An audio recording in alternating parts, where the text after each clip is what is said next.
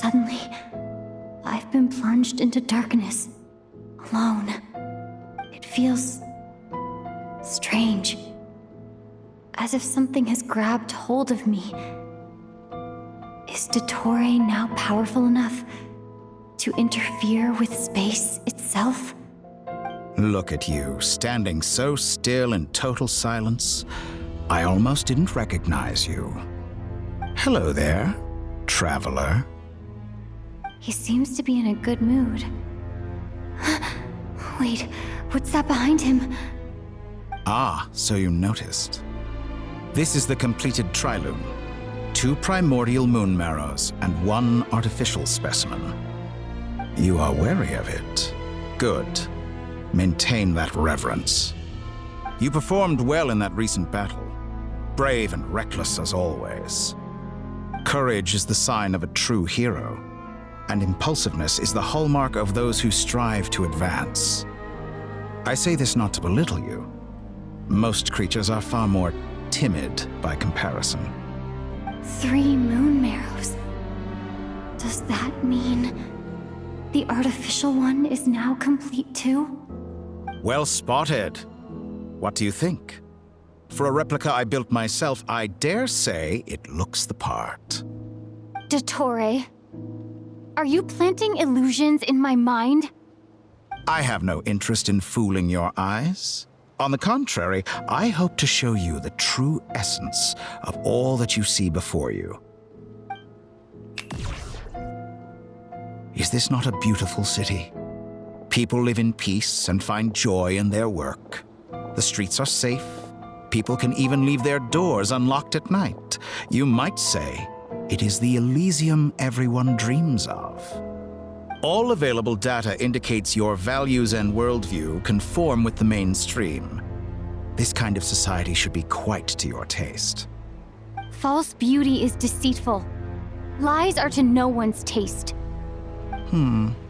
I wonder, is it your moral standards that are too high, or your expectations of reality? Answer me this. If someone existed in a sweet dream from the moment they were born, a dream in which they never once felt pain, which do you think they would consider superior? The dream or the reality? That's pure sophistry. It has nothing to do with your actions. As I suspected. You have yet to understand all of this for what it really is. What do you want from me? You sound impatient. Do you think the only reason I'm keeping you is because I want something from you? If it's not, then why haven't you killed me yet? No one can stop you if you're as powerful as a god. I'm delighted you recognize that fact. I believe we last squared off in Sumeru. Ah, the memories. How time flies. You and I have both grown. I'm not surprised that Arlecchino and Sandrone worked with you. You've always a way of slowly but surely ingratiating yourself with all levels of society. People laud you as a hero, but I suspect there's more to it than that. Oh, but to be clear, I don't say that to flatter you. Do you always give your opponent an appraisal before you deal the final blow? Call it a long-time habit. I'm a researcher, and one of my duties is to give an objective assessment of my subjects. But you misunderstand. We are not opponents. Not at this moment. I just want to talk. Think back to Tartaglia, Arlecchino, Capitano, Colombina, and now even Sandrone.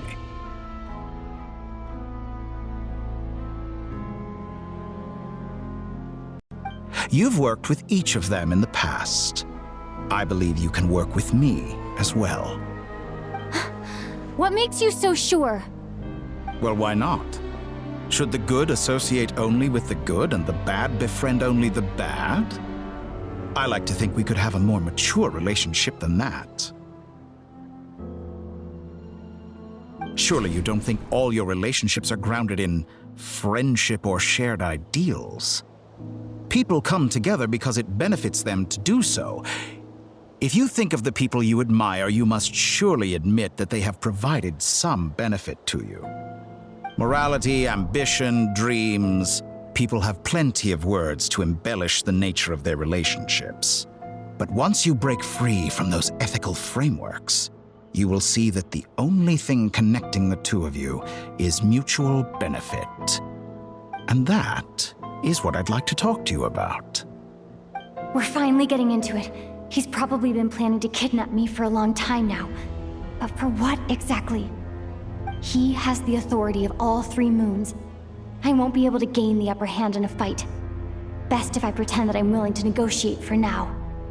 You say you're a god, but you also speak of mutual benefit. What could a god want that the 3 moons cannot provide? Excellent question. But before I answer, I would ask you the same thing. Gaining Columbina's allegiance was a rare and extraordinary feat. But the Moon Marrows are now in my hands, and I have the edge over her. For this artificial moon is not being rejected by Tevat. Her identity and lineage may have been a thing of glory in the old world, but they were also shackles that prevented her from ever integrating into Tevat. I, on the other hand, you may view me as a thief, but I have overcome that limitation. So what is it that the 3 moons cannot grant you? What stops you from negotiating with me to get what you want? I don't make deals with lying psychopaths. That's quite an accusation. Are you expecting me to get angry with you? Well, this is one aspect in which my personal growth has served me well. In the past, my less mature self might have been disappointed, perhaps even angry, over a small setback like this. Like when you and Lesser Lord Kusanali joined forces to oppose me, for example. But things are different now. Just as the rich do not quibble with the poor, I no longer find myself perturbed by these trivial affairs. Human relationships end with conflicts of emotions and interests. But relations between humans and gods are different. And ours is even more unique. I have ascended to the highest heights and laid claim to unprecedented horizons. And you were no ordinary person to begin with.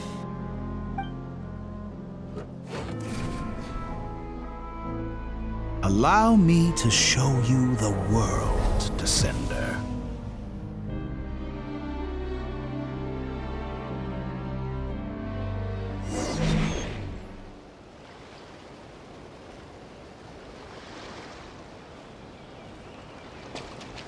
To stand, walk, jump, sit, and lie down. These are the most common of behaviors.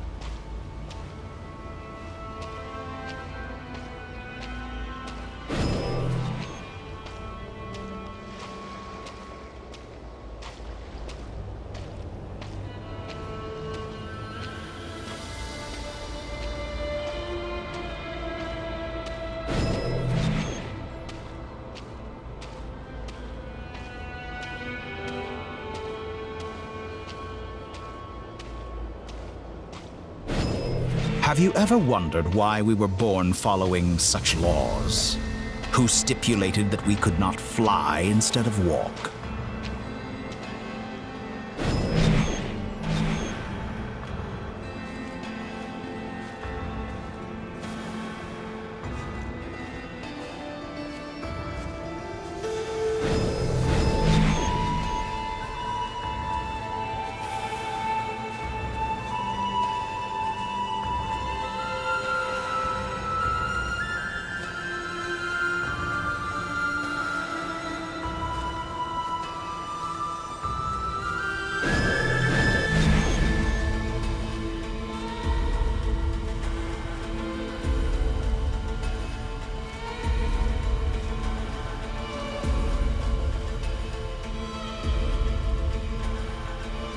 Someone of your talent and experience must surely know of the 4 great rulers who serve the heavenly principles.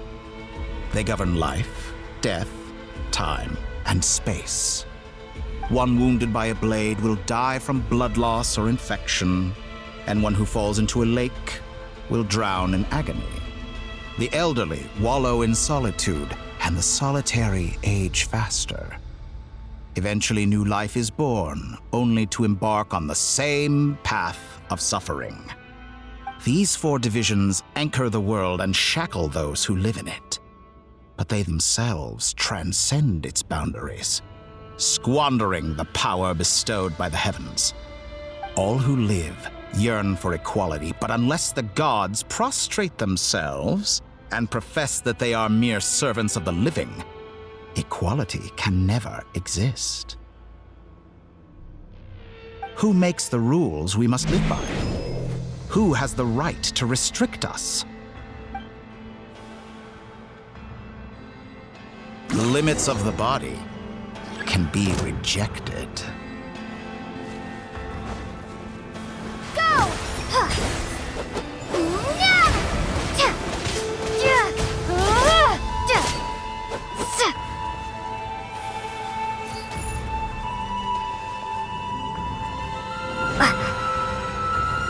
Water jet!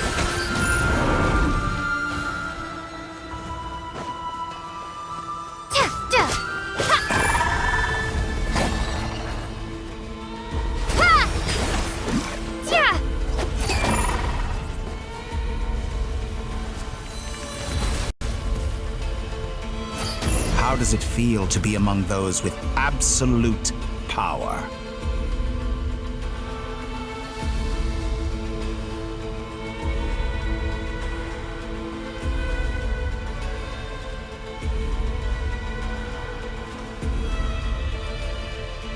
You cannot conceive the extent to which your flesh hinders your mind and spirit.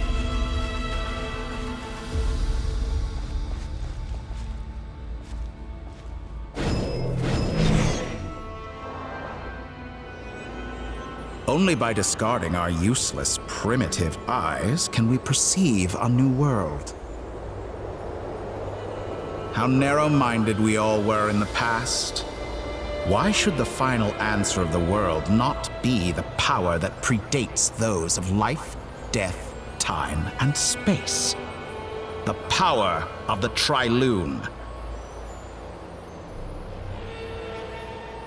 Through it, I have glimpsed new experimental possibilities. Nature suppressed, authority exiled, souls controlled.